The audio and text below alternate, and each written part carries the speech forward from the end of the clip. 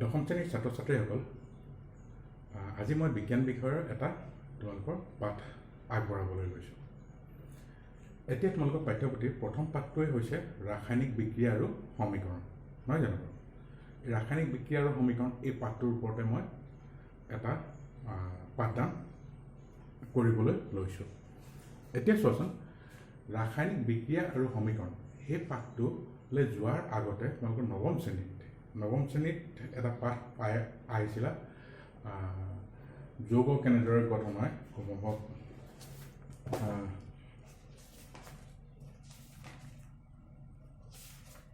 পাঠটো ৩ নম্বৰ পাঠটো আছিলে অণু আৰু পৰমাণু, নহয় জানো? সেই পাঠটোত তোমালোকে যৌগ এটাৰ সংকেত কেনেদৰে লিখে সেই বিষয়ে আছিল। এতিয়া তোমালোকৰ হয়তো কাৰোবাৰ ভালদৰে সেইখিনি ক্লিয়াৰ হৈ নাহিবও পাৰে, গতিকে মই তাৰ ওপৰত প্ৰথমতে যিটো ক্লাছ 10ৰ যিটো পাঠ আছে যে ৰাসায়নিক বিক্ৰিয়া আৰু সমীকৰণ, সেইটোলৈ আগবঢ়াৰ আগতে ক্লাছ নৱম শ্ৰেণীৰ তোমালোকৰ এই নৱম শ্ৰেণীৰ পাঠ্যপুথিৰ পাঠটোৰ বিষয়ে অলপ আভাস দিব বিচাৰিছোঁ। অণু পৰমাণু পাঠটোত আমি পাইছিলোঁ যে যৌগ এটাৰ সংকেত কেনেদৰে লিখা হয়। মই চোৱাচোন বৰ্ডত এইখিনি এখন চাৰ্ট দি থৈ দিছোঁ। আয়নৰ নাম আছে, চিহ্ন আছে, যোজ্যতা আছে। ঠিক তেনেদৰে আয়নৰ নাম, চিহ্ন আৰু যোজ্যতা প্ৰথমতে তোমালোকে এইখিনি লিখি লোৱাচোন বাৰু। লিখি লোৱাৰ পাছত যৌগ এটাৰ সংকেত আমি কেনেদৰে লিখিব পাৰি সেই বিষয়ে প্ৰথম আলোচনা কৰি ল'ম। ইয়াত চোৱাচোন মই কেনেদৰে দিছোঁ। আয়নৰ নাম ছডিয়াম আয়নৰ সংকেতটো হ'ল Na, ওপৰত মই প্লাছ চিন কেইটা দিছোঁ, এটা দিছোঁ, গতিকে যোজ্যতা কি হ'ব ইয়াত 1 হ'ল। পটাছিয়াম ঠিক তেনেদৰে K প্লাছ চিহ্নটো আৰু যোজ্যতা 1। ঠিক তেনেদৰে মেগনেছিয়ামত মই কি কৈছোঁ, Mg2+, ইয়াৰ যোজ্যতা কিমান 2। ঠিক তেনেদৰে জিংকৰ ক্ষেত্ৰতো চিম্বলটো চিহ্নটো হ'ল Zn, ওপৰত 2+ দিছোঁ, যোজ্যতা কিমান 2। বেৰিয়ামৰ ঠিক তেনেদৰে Ba2+, যোজ্যতা 2। ঠিক তেনেদৰে এলুমিনিয়াম Al3+ আছে, অৰ্থাৎ এলুমিনিয়ামৰ যোজ্যতা কিমান 3। আকৌ ঠিক তেনেদৰে এইফালে এইখিনি আছে, ইয়াত চোৱাচোন মাইনাছ আছে। অক্সাইড O আছে, ওপৰত 2-, অৰ্থাৎ যোজ্যতা 2। নাইট্ৰাইট N3- আছে, যোজ্যতা কিমান 3। নাইট্ৰেট NO3-, যোজ্যতা কিমান 1। এতিয়া চোৱা, যৌগ বুলি ক'লে মানে যৌগত আমি দশম শ্ৰেণীৰ ইয়াৰ পিছলৈ পাম তোমালোকে যৌগ 2 ধৰণৰ হ'ব পাৰে, আয়নীয় যৌগ বা সহযোজী যৌগ। ইয়াত আমি আয়নীয় যৌগ আয়ন লগ হৈ পেলাই আয়নীয় যৌগ গঠন হ'ব। ধনাত্মক আয়ন আৰু ঋণাত্মক আয়ন দুইটা সংযোগ হৈ পেলাই আয়নীয় যৌগ গঠন হ'ব। ধনাত্মক আয়নবোৰ কোৱা হয় বেছিক ৰেডিকেল বা ক্ষাৰকীয়মূলক বুলি কোৱা হয়, আনহাতে ঋণাত্মক যিখিনি আয়ন আছে এচিড ৰেডিকেল বা আম্লিকমূলক বুলি কোৱা হয়। ক্ষাৰকীয়মূলক এটা, আম্লিকমূলক এটা লগ হৈ পেলাই আয়নীয় যৌগ গঠন হ'ব। গতিকে আমি প্ৰথমতে যৌগ এটাৰ সংকেত কেনেদৰে লিখা হ'ব সেই বিষয়ে আমি আলোচনা কৰোঁগৈ। এতিয়া চোৱাচোন, মই মোহাৰি দিছোঁ, তোমালোকে মোহাৰ আগতে এখন কাগজত তোমালোকে লিখি ল'বা, আৰু এইখিনি যোজ্যতাৰ সৈতে চিহ্নবিলাক তোমালোকৰ মুখস্থ থাকিব লাগিব, তেতিয়াহে ৰসায়ন বিজ্ঞানত তোমালোকে সহজ পাবা বা বুজি পাবা কৰা কথাবিলাক। মই মোহাৰি দিছোঁ, মোহাৰ আগতে তোমালোকে এইখিনি লিখি লোৱা। মই সেইকাৰণে আৰম্ভণিতে ইয়াত মই এই সংকেতখিনি চিহ্ন, আয়নৰ নাম আৰু যোজ্যতা লিখি লৈছোঁ। এতিয়া তোমালোকে লিখি ল'বা বৰ্ডত।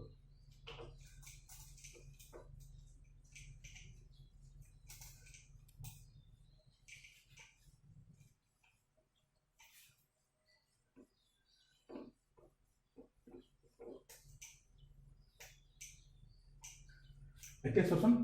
এটা মই যৌগৰ সংকেত লিখিব লাগে। ছডিয়াম ছালফেট আয়নীয় যৌগ হয়, এই যৌগটোৰ মই সংকেত লিখিব লাগে। এতিয়া চোৱাচোন, সংকেত এটা লিখাৰ নিয়মটো হ'ল কি, ধৰি লোৱা A এটা আয়ন, ইয়াৰ যোজ্যতা X+X, আনহাতে B এটা আয়ন। মই ধৰি লৈছোঁ AB ধৰি লৈছোঁ, AB বুলি কোনো মৌল নাই, কিন্তু AB ধৰি লৈছোঁ। AB এটা আয়ন, আম্লিকমূলক অৰ্থাৎ ঋণাত্মক আয়ন, ইয়াৰ যোজ্যতা Y, অৰ্থাৎ A যোজ্যতা X, B যোজ্যতা Y। এতিয়া এই দুইটা লগ হৈ পেলাই যদি এটা যৌগ গঠন কৰে AB হ'ব, হয়নে বাৰু? A যোজ্যতা কি আছিলে, X আছিলে। A যোজ্যতাটো বহিব কাৰ তলত, তাৰ তলত নহয়, তাৰ লগত যিটো আয়ন আছিলে, অৰ্থাৎ B তলত বহিব Xৰ যোজ্যতাটো। ক'ত বহিব, Xটো তলত বহিব। ঠিক তেনেদৰে B যোজ্যতা আছিলে Y, B যোজ্যতাটো ক'ত বহিব, ইয়াত বহিব। তেতিয়াহ'লে A+X, B-Y, এই আয়ন দুটা লগ হৈ যিটো যৌগ গঠন কৰিব, যৌগটোৰ সংকেত হ'ব AYBX। এতিয়া যৌগটাৰ সংকেত লিখা মূল মূল প্ৰিন্সিপলটো হৈছে এইটো এতিয়া আমি লিখিব লাগে সোডিয়াম সালফেট নহয় জানো এতিয়া সোডিয়াম সালফেট এতিয়া সোডিয়ামৰ কাৰণে সংকেতটো মই চাৰ্টখন দিছিলোঁ কি আছিলে Na প্লাছ অৰ্থাৎ সোডিয়ামৰ যোজ্যতা আছিলে Na যোজ্যতা 1 চিহ্ন হ'ল Na সালফেটৰ কাৰণে সংকেত দিছিলোঁ SO4 ওপৰত আছে 2- অৰ্থাৎ সালফেটৰ যোজ্যতা কিমান 2 এতিয়া সোডিয়াম সালফেট মই সংকেতটো লিখিব লাগে সোডিয়াম Na সালফেট SO4 হয় জানো এতিয়া আমি সোডিয়াম সালফেটৰ সংকেতটো লিখিম যেটো সোডিয়ামৰ যোজ্যতা 1 হয় গতিকে ইয়াত কি হয় 1 টো নিলিখে যেনেদৰে আমি এভাগৰ 3 বুলি লিখো জানো নিলিখো কি বুলি লিখো 3 বুলি লিখো নহয় জানো সোডিয়ামৰ যোজ্যতা 1 হয় ইয়াত 1 আছে মানে 1 টো লিখা নহয় কিন্তু সালফেটৰ যোজ্যতা কিমান 2 গতিকে সালফেটৰ যোজ্যতা সালফেটৰ ব্ৰেকেটৰ ভিতৰতে Na এটো সালফেটৰ কাৰণে আমি কি লিখিলো 2 লিখিলো গতিকে সোডিয়াম সালফেটৰ সংকেতটো হ'ল কি Na2SO4 আকৌ ঠিক তেনেদৰে লিখিলো হাইড্ৰোজেন ক্লোৰাইড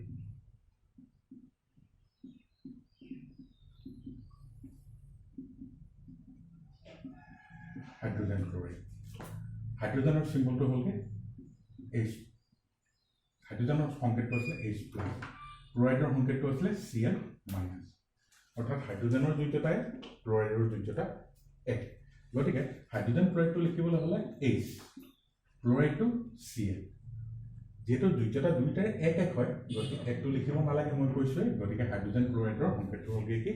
HCl হাইড্ৰোজেন ক্লোৰাইডৰ আৰু এটা নাম হ'ল কি hydrochloric acid hydrogen ক্লোৰাইডটো hydrochloric acid হিচাপে জনা যায় তাৰ পৰা আৰু এটা মই যৌগ লিখো এলুমিনিয়াম সালফেট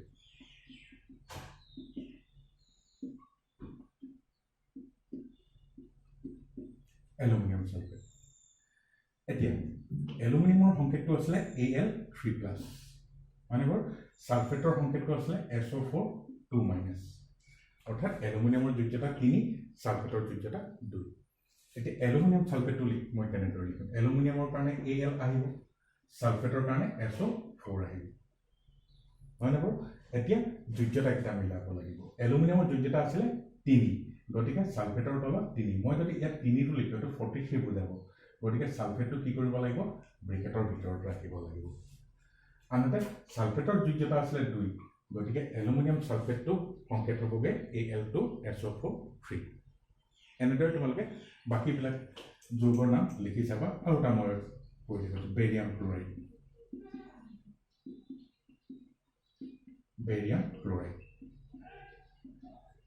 বেৰিয়ামৰ সংকেতটো আছে Ba2+ মানে ক্লোৰাইডৰ সংকেতটো আছে Cl-। বেৰিয়াম ক্লোৰাইড লিখিব লাগে বেৰিয়াম Ba আহিলে ক্লোৰাইড Cl নহয় জানো C টো ক্যাপিটেল L টো স্মল লেটাৰ হ'ব বেৰিয়াম ক্লোৰাইড গতিকে বেৰিয়ামৰ যোজ্যতা 2 আছিল গতিকে ক্লোৰাইডৰ তলত কি বহিব 2 বহিব আনহাতে ক্লোৰাইডৰ যোজ্যতা 1 আছিল ইয়াত 1 আছে 1 টো যেহেতু লিখা নহয় গতিকে বেৰিয়াম ক্লোৰাইডৰ সংকেতটো হ'বগে BaCl2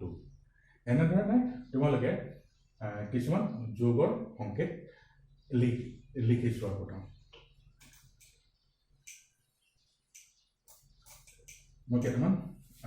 কৰিবলৈ দিছো তোমালোকক সংকেত কেইটা লিখি চোৱা প্ৰথম লিখা সোডিয়াম ক্লোৰাইড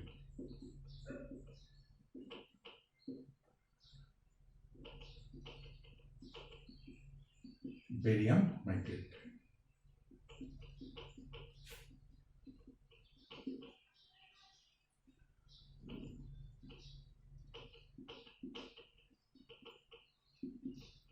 এলুমিনিয়াম ক্লোৰাইড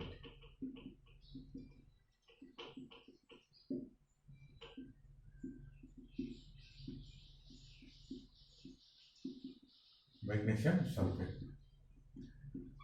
মই ইয়াতে আৰু এটা কথা থাকি গৈছিল মেগনেছিয়াম সালফেটটো মই লিখি দেখুৱাইছো চোৱা মেগনেছিয়াম সালফেট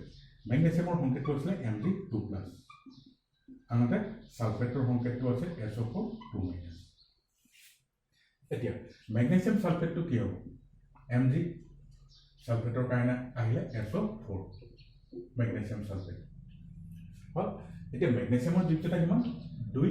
আনহাতে সালফেটৰ যোজ্যতা 2 তো গতিকে মেগনেছিয়ামৰ যোজ্যতা 2 আছিল কাৰণে সালফেটৰ তলত 2 বহুৱাইছো সালফেটৰ যোজ্যতা 2 আছিল কাৰণে মেগনেছিয়ামৰ যোজ্যতা 2 বহুৱালো যেনেদৰে আমি দুভাগৰ 2 বুলি লিখি যাম তাক কি লিখো আমি 1 বুলি লিখো ভগ্নাংক তাৰ মানে দুইটাৰে যেটো 2 2 আছিল গতিকে আমি লিখিব নালাগে 2 2 দুটা কেনসেল কৰো তাৰ মানে মেগনেছিয়াম সালফেটৰ সংকেতটো হ'ল কি MgSO4 এই ক্ষেত্ৰত যদি এটা যৌগ থাকে যৌগটোত থকা আয়ন দুইটাৰে যদি যোজ্যতাটো একেই হয় তেতিয়াহ'লে আমি তলত একো সংখ্যা নিলিখিলে হ'ব যি ক্ষেত্ৰত এতিয়া মেগনেছিয়াম সালফেট মেগনেছিয়ামৰ যোজ্যতা 2 সালফেটৰ যোজ্যতা 2 গতিকে ইয়াক আমি ইহঁতৰ যোজ্যতাকেইটা তলত আকৌ বেলেগে নিৰ্দেশ কৰিব আৱশ্যক নাই গতিকে মেগনেছিয়াম সালফেটৰ সংকেতটো হ'বগে MgSO4 হা আৰু তোমালোকে কিছুমান যৌগৰ নাম লিখিছো এতিয়া হল এইখিনি হল নৱম শ্ৰেণীৰ পাঠৰ ওপৰত মই পুনৰালোচনা কৰা বুলিয়ে কোৱা হ'ব তোমালোক মনত দিছো যিহেতু নৱম শ্ৰেণীত তোমালোকৰ ইমান ভালদৰে তোমালোকৰ লকডাউনৰ কাৰণে ইমান ভালদৰে তোমালোকে শিকি আহিবলৈ নাপালে গতিকে এইখিনি তোমালোকে পাঠ্য কৰিছা চাৰ্টখন যদি চোৱা পেজ নম্বৰ 37 পেজত আছে নৱম শ্ৰেণীৰ যিখন বিজ্ঞানৰ কিতাপ আছিলে 37 পেজত এই চাৰ্টখন আছে আয়ন বিলাকৰ চিহ্নবিলাক অৰ্থাৎ সংকেতবিলাক আৰু ইহঁতৰ যোজ্যতা গতিকে এই চাৰ্টখন আৰু মই আৰম্ভণিতে লিখিও দিছিলোঁ চাৰ্টখন কিন্তু মুখস্থ কৰিব লাগিব হা এতিয়া আমি আহো তোমালোকৰ বিজ্ঞানৰ প্ৰথম পাঠটোলৈ ৰাসায়নিক বিক্ৰিয়া আৰু সমীকৰণ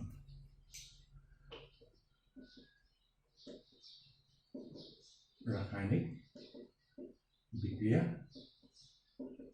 আৰু সমীকৰণ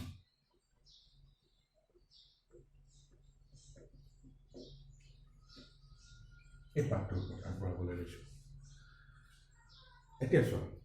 আগৰ পাঠত তোমালোকে পাই আহিছা পৰিৱৰ্তন দুবিধ আছিলে এবিধ হ'ল ভৌতিক পৰিৱৰ্তন আনবিধ হ'ল ৰাসায়নিক পৰিৱৰ্তন এতিয়া ভৌতিক পৰিৱৰ্তন মই কাঠ এটুকুৰা ল'লো কাঠৰ পৰা কাটি কুটি পেন তাক বেঞ্চ এখন বনালো বা চকী এখন বনালো ভৌতিক পৰিৱৰ্তন তাত ৰাসায়নিকভাৱে কোনো পৰিৱৰ্তন হোৱা নাই ৰাসায়নিক পৰিৱৰ্তন কোনটো হ'ব বস্তুটো যে ৰাসায়নিকভাৱে পৰিৱৰ্তন হ'ব নহয় জানো মই কাঠ কয়লা টুকুৰা ল'লো কয়লা টুকুৰা মই তাক দহন কৰিলোঁ বায়ু উপস্থিতিত মই দহন কৰিলোঁ গতিকে কয়লা টুকুৰা আছিলে কাৰ্বন ই অক্সিজেনৰ লগত বিক্ৰিয়া হ'ব কি উৎপন্ন হ'ব কাৰ্বন ডাই অক্সাইড গেছ উৎপন্ন হ'ব লগতে তাপৰ উৎপন্ন হ'ব গতিকে এইটো হ'লগে ৰাসায়নিক পৰিৱৰ্তন যিকোনো বস্তু ৰাসায়নিকভাৱে পৰিৱৰ্তন হ'বলৈ হ'লে তাত ৰাসায়নিক বিক্ৰিয়া সংঘটিত হ'ব লাগিব ওপৰত মই যিটো উদাহৰণ দিছিলোঁ কাৰ্বন আৰু অক্সিজেনৰ মাজত বিক্ৰিয়া ঘটি কাৰ্বন ডাই অক্সাইড গেছ আৰু তাপ উৎপন্ন হৈছিল গতিকে এইটো ৰাসায়নিক বিক্ৰিয়া নহয় জানো ৰাসায়নিকভাৱে পৰিৱৰ্তন হ'বলৈ হ'লে কি হ'ব লাগিব ৰাসায়নিক বিক্ৰিয়া সংঘটিত হ'ব লাগিব এতিয়া ৰাসায়নিক বিক্ৰিয়া এটাক আমি কেনেদৰে নিৰ্দেশ কৰোঁ হা সেইটোৱে হৈছে ৰাসায়নিক সমীকৰণ যেনেদৰে মই যে আমি কওঁ 3 আৰু 2 যোগ কৰিলে মানে 5 হয় গতিকে সেইটো আমিতো ভাষাৰে নিলিখো 3 আৰু 2 যোগ কৰিলে 5 হ'ব বুলি লিখো জানো নিলিখো গতিকে আমি কি কৰোঁ গাণিতিক ভাষাত কেনেদৰে লিখো 3 লগত যদি 2 সংযোগ কৰোঁ তেতিয়াহ'লে কি পাওঁ আমি 5 পাওঁ গতিকে 3 যোগ 2 সমান কিমান পালোঁ 5 পালোঁ এইটো আমি গাণিতিকভাৱে প্ৰকাশ কৰোঁ ঠিক তেনেদৰে ৰাসায়নিক বিক্ৰিয়া এটাও ৰাসায়নিক সংকেতক প্ৰকাশ কৰা হয় যাক কোৱা হয় ৰাসায়নিক সমীকৰণ নহয় জানো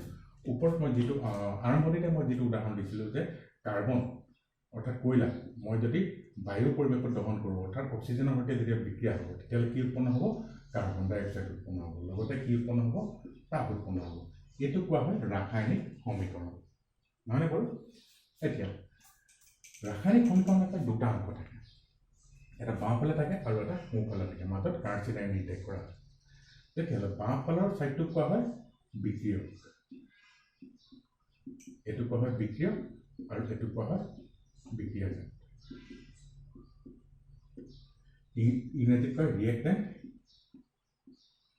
আৰু বিক্ৰিয়াজাতক কোৱা হয় প্ৰডাক্ট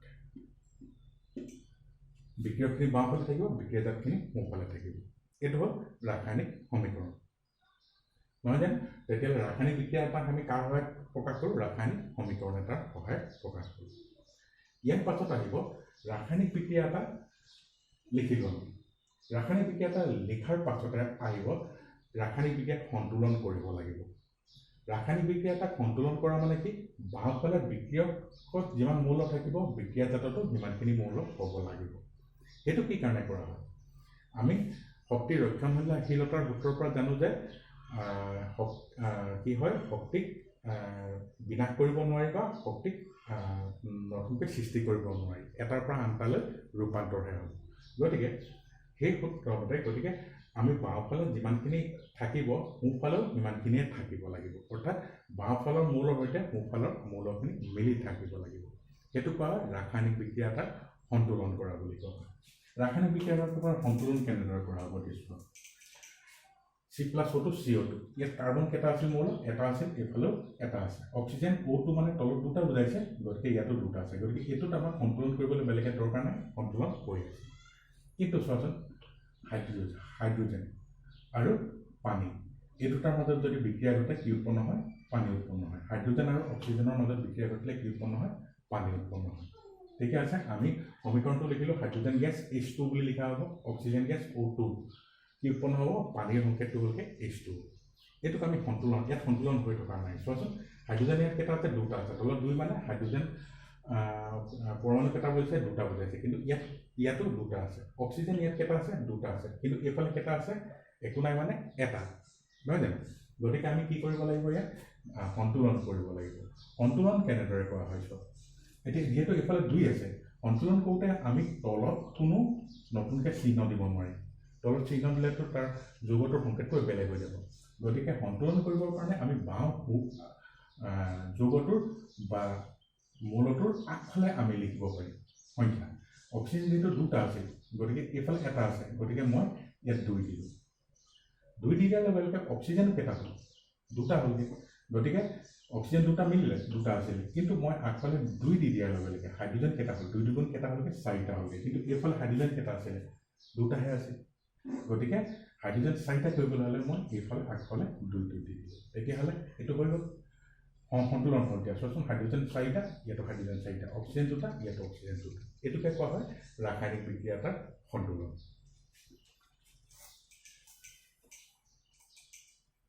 এতিয়া ৰাসায়নিক বিক্ৰিয়া কেনেদৰে লিখা হ'ব তাৰ পৰা আকৌ মই তোমালোকৰ পাঠ্যপুথিত থকা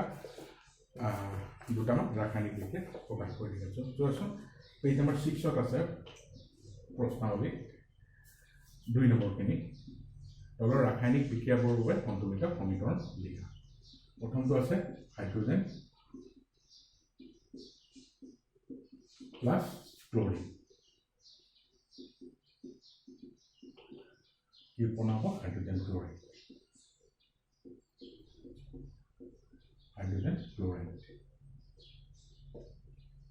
মানে হ'ল এতিয়া এইটো কাৰণে আমি সমীকৰণ লিখিব লাগে hydrogen H2 symbol chlorine Cl2 মানে হ'ল তেতিয়াহ'লে হাইড্ৰোজেন আৰু ক্লোৰিন দুইটা লগ হ'লে কি হ'ব হাইড্ৰোজেন ক্লোৰাইডটো যৌগ হয় হাইড্ৰোজেনৰ চিম্বলটো আছিলে H প্লাছ ক্লোৰাইডৰ চিম্বলটো আছিলে Cl মাইনাছ গতিকে হাইড্ৰোজেন ক্লোৰাইডটো কি হ'ব মই অলপ আগত বুজাইছিলোঁ কি হ'ব HCl হাইড্ৰোজেন ক্লোৰাইডৰ সংকেতটো মই ৰাসায়নিক বিক্ৰিয়াটো লিখিলোঁ এতিয়া আমি কি কৰিব লাগিব সন্তুলন কৰিব লাগিব অৰ্থাৎ বিক্ৰিয়ক আৰু বিক্ৰিয়াজাত দুইফালে মৌলৰ সংখ্যা সমান কৰিব লাগিব হাইড্ৰোজেন কেইটা আছিল ইয়াত হাইড্ৰোজেন কেইটা আছে এটা আছে গতিকে মই আগফালে কি দিব লাগিব দুটা কৰিবৰ কাৰণে 2 দিলোঁ হাইড্ৰোজেন দুটা হ'ল এইফালে 2টো দিয়াৰ লগে লগে হাইড্ৰোজেন দুটা হ'ল লগে লগে ক্লোৰাইডো কেইটা হ'লগৈ দুটা হ'লগৈ ইফালে দুটা হ'ল এইফালে দুটা আছিল নে এইফালে দুটা আছিল আগৰ পৰা গতিকে এইটো কি হ'লগৈ সন্তুলন হৈ গ'ল আকৌ দ্বিতীয় প্ৰশ্নটো বেৰিয়াম ক্লোৰাইড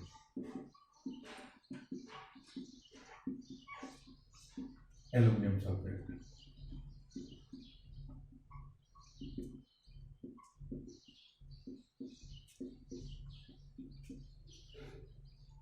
বেৰিয়াম সালফেট আৰু এলুমিনিয়াম ক্লোৰাইড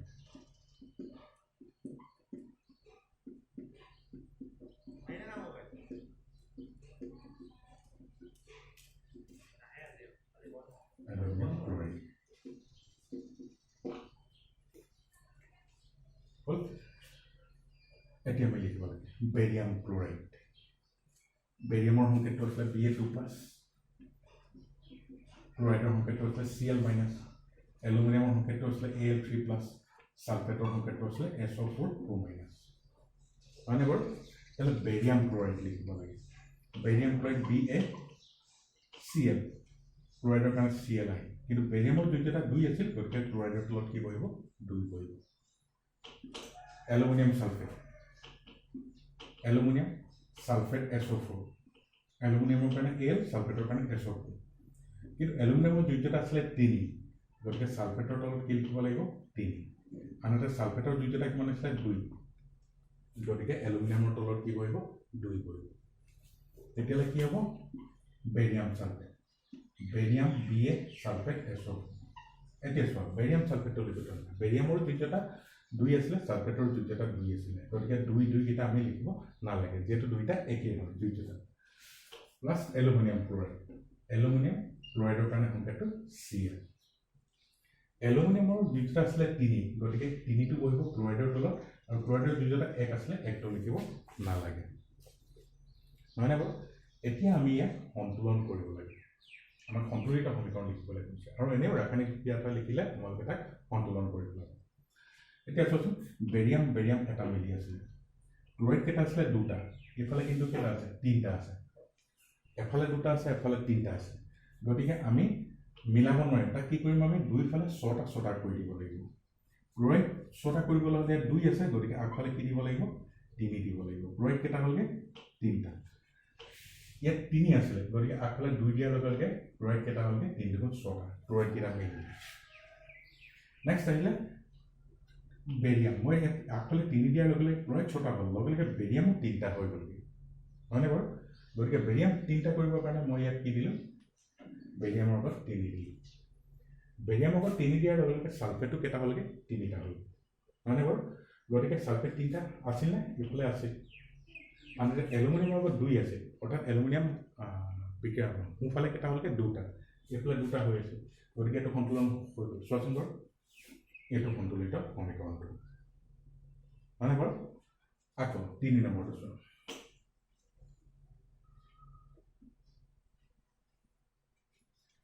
সোডিয়াম প্লাস পানি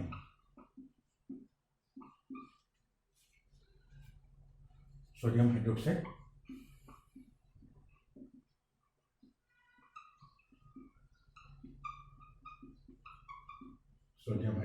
প্লাস হাইড্রোজেন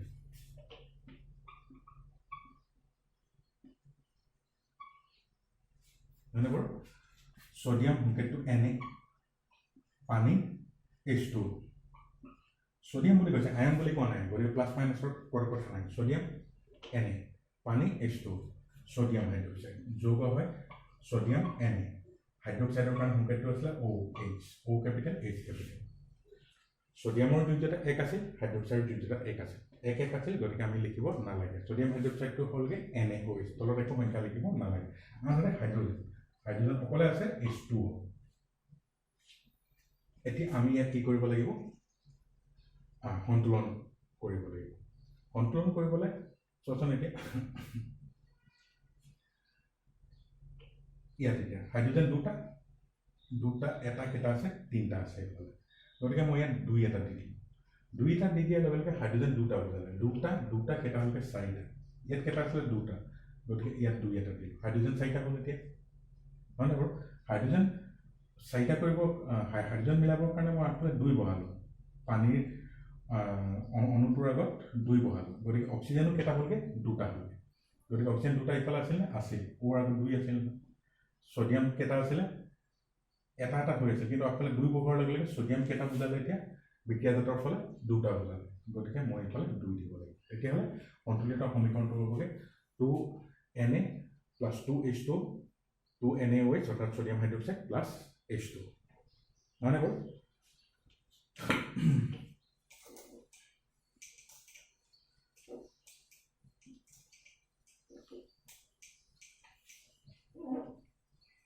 ইয়াৰ পাছত আহিব অৱস্থা চিহ্ন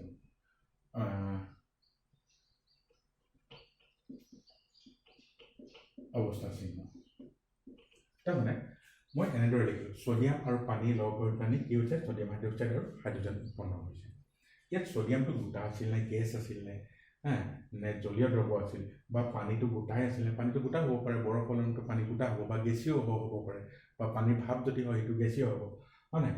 বা সোডিয়াম হাইড্ৰক্সাইডটো গোটা নে গেছীয় নে জলীয় একো আমি ইয়াত গম পোৱা নাই বা হাইড্ৰজেন গেছ নে কি গোটা নে কি হয় আমি সমীকৰণটো লিখোঁতে সমীকৰণটোৰ পৰা একো গম পোৱা নাছিলোঁ গতিকে সমীকৰণ এটা এই কথাটো গম পাবৰ কাৰণে বিক্ৰিয়ক বা বিক্ৰিয়াজাত পদাৰ্থ কোনটো অৱস্থাত আছে সেইটো গম পাবৰ কাৰণে অৱস্থা চিহ্নবোৰ লিখা হয় অৱস্থা চিহ্নবোৰ কি হয় যদি গোটা হয় বা অদ্ৰৱণীয় বুলি কয় অদ্ৰৱণীয় মানে গোটা হৈ থাকিব নহয়নে বাৰু গোটা বা অদ্ৰৱণীয় বা অধক্ষেপ বুলি যদি কয়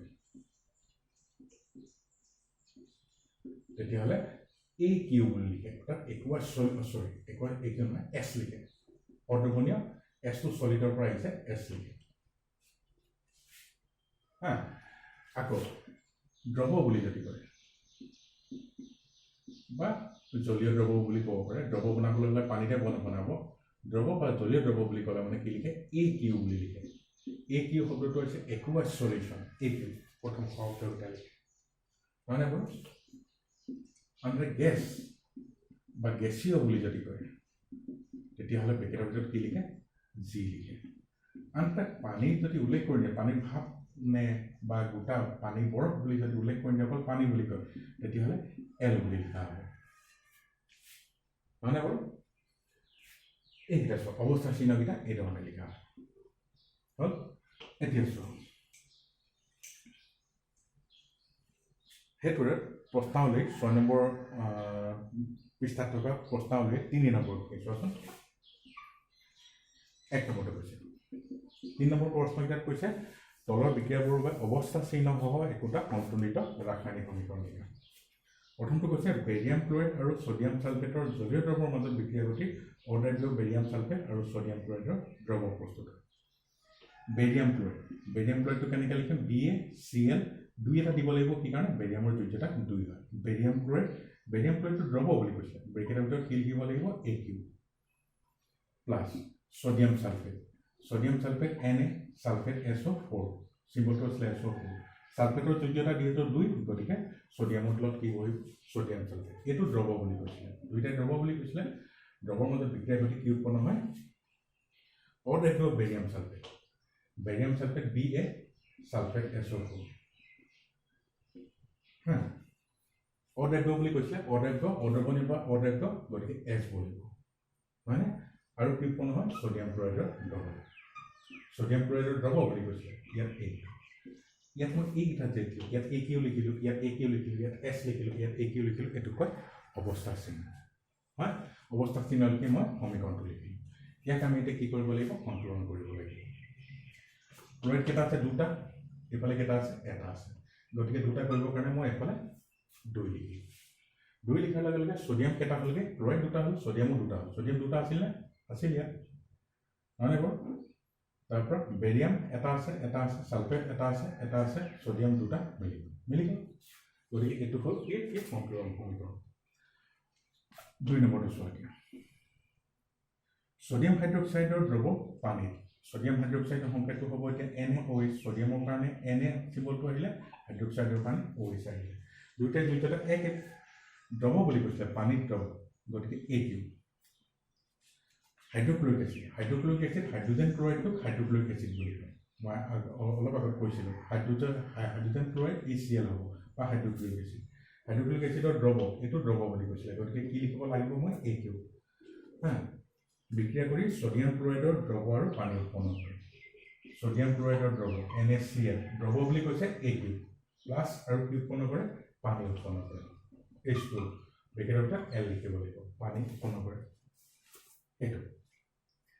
হ'ল ইয়াক আমি এতিয়া বেলেঞ্চ কৰিব লাগে সন্তুলন কৰিব লাগে বাকীবোৰ চব এটা আছে চোন হাইড্ৰোজেন এটা আছিল ইয়াত হাইড্ৰোজেন এটা নাছিল এটা কেইটা হ'লকে দুটা এই দুটা হৈ আছে গতিকে বিক্ৰিয়াটো সন্তুলন হৈ আছে আমাৰ হয়নে বাৰু গতিকে এইখিনি প্ৰথমতে ৰাসায়নিক বিক্ৰিয়া এটা কেনেদৰে লিখা হয় সেই বিষয়ত মই আজি পাঠটো আগবঢ়ালোঁ এতিয়া তোমালোকে অনুশীলনীত থকা পৃষ্ঠা নং